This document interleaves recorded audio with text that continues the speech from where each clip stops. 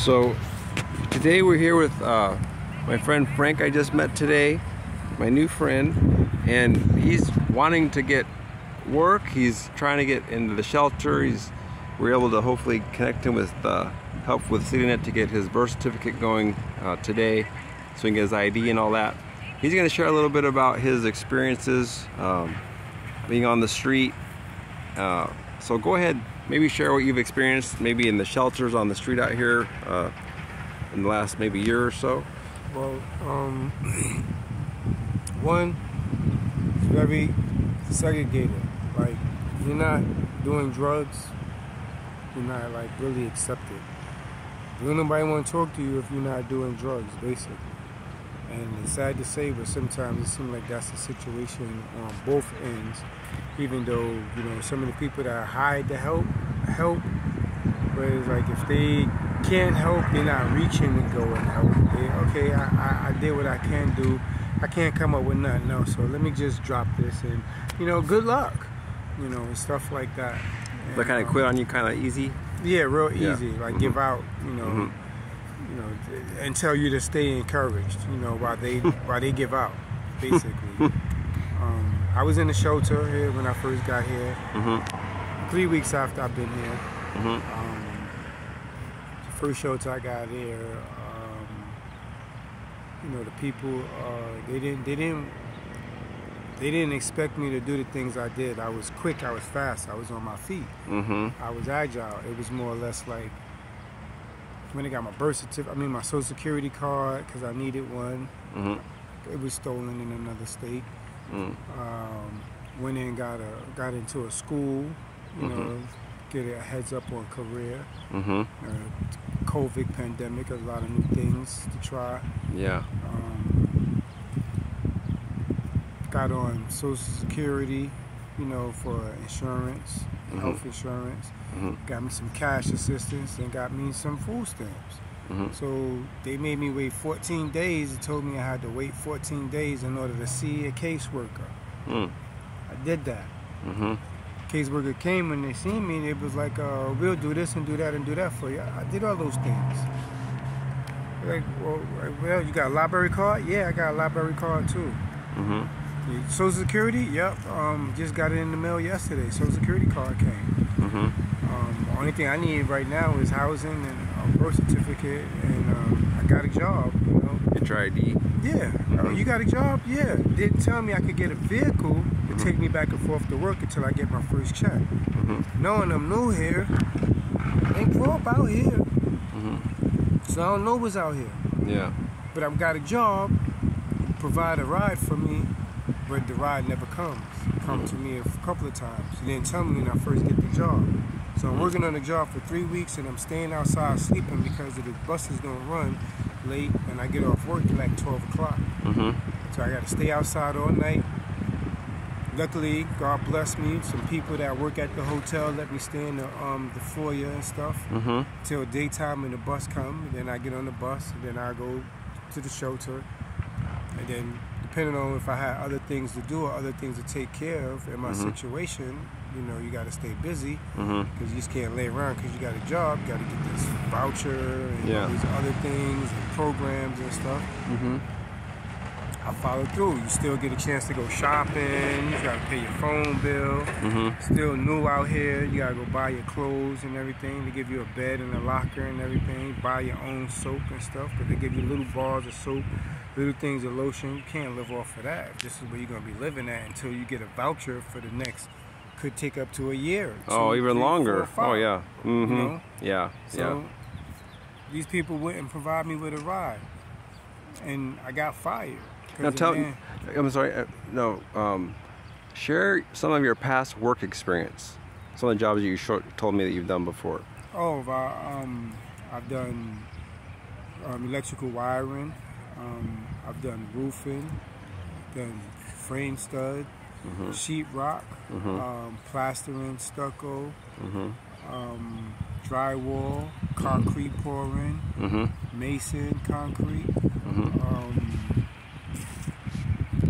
irrigation. In the park? What did you do at the park again? Yeah, I was a filter pool operator. lifeguard, a supervisor, 180 Mapes Pool. I have 4 buildings in junior high school as a supervisor on DeKalb Avenue in New York.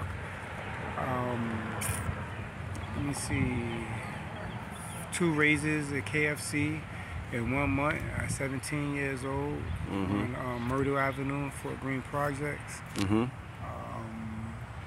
I got hired as a star worker at Pizza Hut, the famous Pizza Hut on Saxon Boulevard in Florida. I had 5 jobs before I left. So I was I was an irrigator for sprinklers.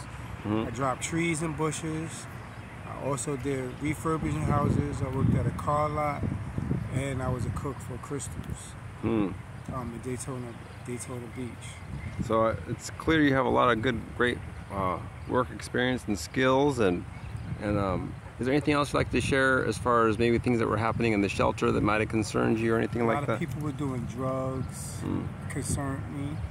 Getting in with the drugs concerned me. Why was always fights concerned me. Why there were old ladies to watch grown people who were incompetent to have their own place watch these people overnight. That's not protection. You know, that's just saying that that's how lame they want the system to be, that they would have older women who were gray-haired, fully gray-haired, big-bodied older women at a shelter at nighttime, overnight. They had no caseworkers until late. The security guards was hitting on the women there. I had clients tell me, and I had court case people that was working there hollering at the clients there.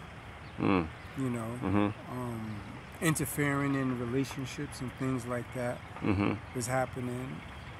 People were breaking up and wondering why, you know, these caseworkers get jealous or feel as though they got the upper hand over these people because they don't have nowhere to go or they're on drugs and they want to play puppet master and play like they Anunnaki. Yeah. You know, think they the gods. What else? Neglect. Hey, I got to work in that Jack in the Box. I got to my schedule. Here's my schedule. Everything's set. It's a different job now. Okay, Mr. Lindsay, need a wake-up call? Yeah, I need a wake-up call. 5 o'clock in the morning, got to be to work 6 o'clock. All right, we'll do that. They gave me the wake-up call. Where's the ride? Oh, you got to wait till she come in. What time she get in? Oh, in 2 more hours. I'll be late. 2 hours late for work. Or we'll call her. They call her. Supervisor, yeah. Can Frank get a ride? Oh, I'll be in. Wait, why you can't call and tell him to come pick me up? Oh, I got to be there. She calls back 2 hours later. 2.5 hours later. What happened? You supposed to be to work. Oh, I'm sorry, I won't be able to make it. Something happened with my plumbing. I got to call a plumber. So how we going to get to work? Or I tell him to call. Well, why we couldn't do that 2 hours later, 2 hours beforehand? I don't need you to do that. And kept doing this to me. 3 days straight. First 3 days I was late for Jack in the Box. Made me sign a piece of paper. If I was late again, I'd get fired. So now when I finally find out how to get to the place on my own, tell a man I need a wake-up call in the morning time because you can't get no sleep. The druggies is up all night. Okay. They up all night making noise. Fall asleep. You know you're going to be tired. Probably oversleep. Got somebody to wake me up. He's been waking me up. Now that I know how to get there on my own, there's no way they can sabotage me. He doesn't wake me up. Hey, yo, man, what's up, Mr. Smith? Well, why you didn't wake me up? No answer, no response. But all the other days you was waking me up. Now I got it all down packed. I don't need no ride from y'all. Now you don't wake me up. This is what we call sabotaging. Purposely being sabotaged and attacked by the workers that work there because they see someone who is better than them, have more discernment. And at the same time in this place have me on call. Keep everybody from arguing over movies, keeps the fights down. I kept the fights down. I stopped the people from doodling on the floor and in the shower and stuff. I made them stop doing all of that. Nobody was fighting in there. I made them stop doing all of that. I have more people participating and helping. I'm helping people with their problems. physically helping people with AIDS, helping people remove infections off their leg, properly how to wrap their leg, because you know most of them legs be swollen, or properly administer iodine, because I was a CNA worker in Florida. We had our own business. Well. Shout out to Andell Forbes. That was my head nurse. It was her building. And you know, it was like I was in competition with the people that worked there. And because they had the upper hand, they was doing stuff purposely, and then was letting people steal my stuff. Wow. I'm reporting it. Let's roll back the camera. We didn't see anything. Well, guess what? I done had my stuff stolen week after week after week. And you trying to tell me week after week after week, y'all ain't see nobody who stole my stuff but y'all on camera? So let me ask you this. 5 people jumped me.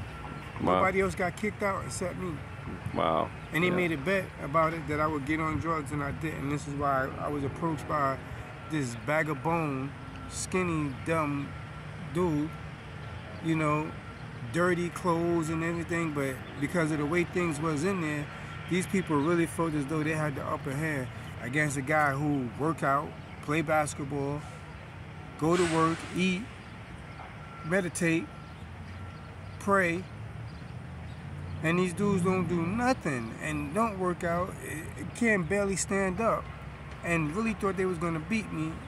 And when it went down, 5 of them ran and took off. I said, hey, yo, where y'all going? Where y'all going? What happened? I changed your mind? But I got kicked out. But they got it on camera. Then my stuff got stolen, and now I'm trying to get in touch with the people to find out, can I get my stuff back? $900 for my teeth retainers, to get my gums and my braces.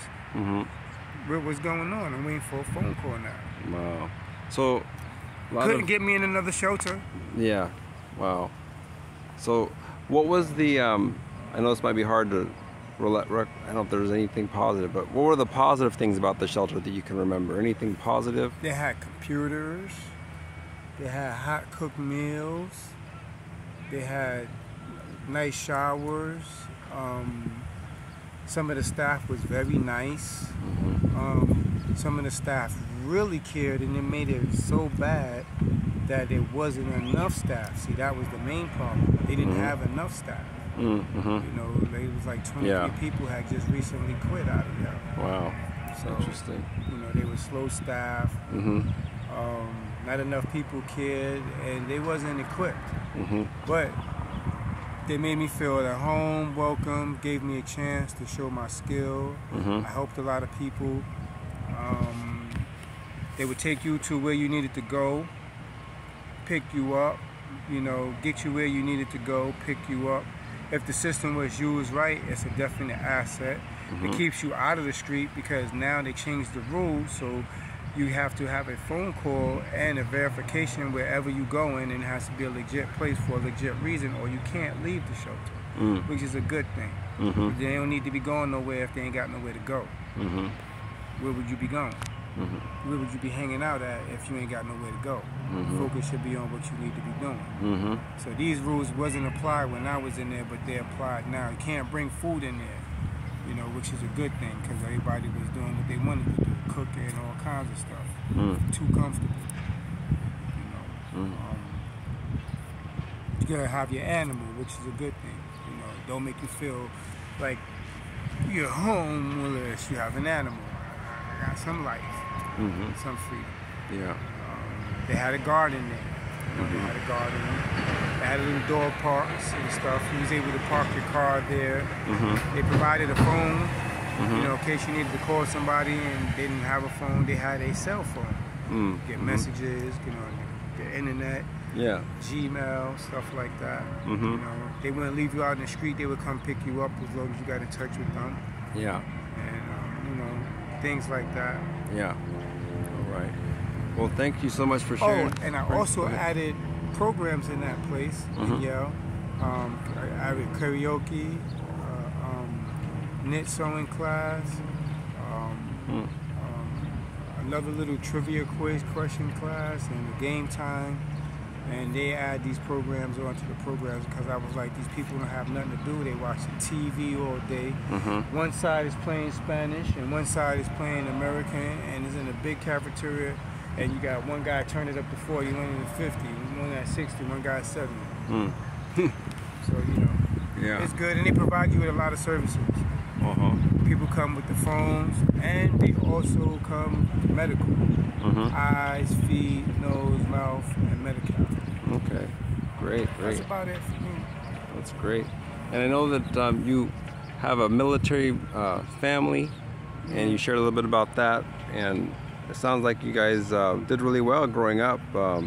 So, is homelessness difficult for you, would you say, in some ways, or something that you're able to handle okay? Or well, it's not handling it okay. It's more or less like I know I don't belong out here like that, so I keep striving. Military family background gives me an upper hand, having a father who you know, raised me military. Eat a canteen, don't eat your mom's cooked food this week. You know, do your chores, go to work, help out. You know, do the laundry and take care of the food shopping and stuff. With just the food that I was given, you know, I know how to do these things. Lifeguard, stuff like that. Boxing, martial arts. You know, being a mentor. Raised to learn how to be a mentor. Salvation took me in at the 4th grade and was like, hey, we're going to teach you to be a leader because you're going to have to deal with people. They'll fight about you, they'll, you know, lie about you, they'll cheat about you, and they'll love about you. And, you know, you got to learn how to connect and direct your energy and your understanding and help people out who don't understand, who want to be like you, who, you know, don't understand you. They may not like you, but at the end of the day, you could get them to like you. And I just thought they were lying, and they wasn't lying. So I think, you know, my coaches and stuff like that in high school. I was a captain, gymnastics, track, art, science. You know. Finished my major by the time in the 2nd term, sophomore year in high school. 12 art classes, music and design, and stuff like that. Captain MVP, 2 years. Played in the state championship for Susan Wagner, Falcons, Staten Island, New York. Very cool.